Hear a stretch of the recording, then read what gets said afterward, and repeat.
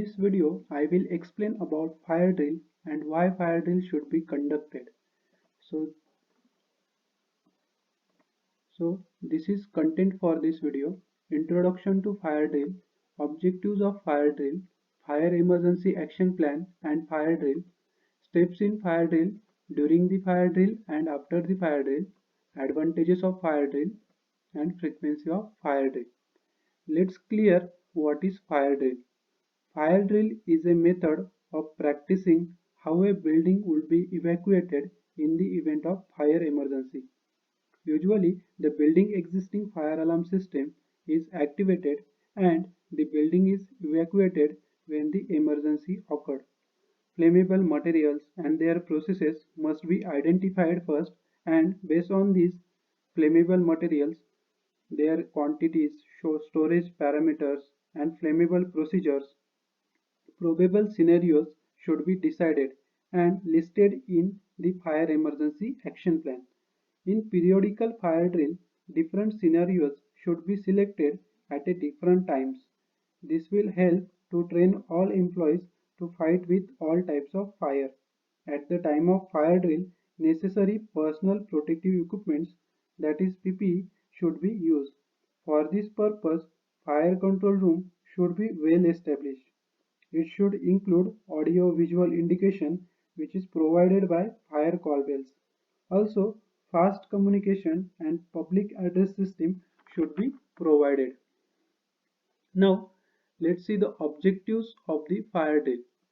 Fire drill will giving employee an opportunity to practice emergency procedures in a simulated but safe environment.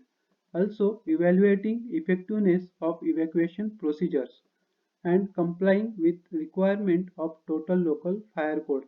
Also determining if employees understand and can carry out emergency duties or not. These are the objectives of fire drill. Now let's see what is fire emergency action plan and drill. Fire emergency action plan should be similar to on-site emergency plan. Here type of emergency is a fire or explosion emergency. So key elements of such a plan are as under: access all possible fire emergencies or maximum foreseeable loss, that is MPL factor, then mark fire explosion for any years or the factory plan, access resources like main, material, equipment, etc. available in the plant and make a list of them with their location, contact phones and in charge persons. Then access resources needed from outside and make a list of them with their place of availability, contact person and phone numbers. Then prepare a control room for coordination of emergency time activities. Also, all communication systems shall be maintained in workable order. Double gates, that is one for entry, one for exit, unobstructed inner roads and proper signboards shall be displayed. Alternate power source shall be kept ready for emergency. Then runners shall be arranged to act in the event of communication failure.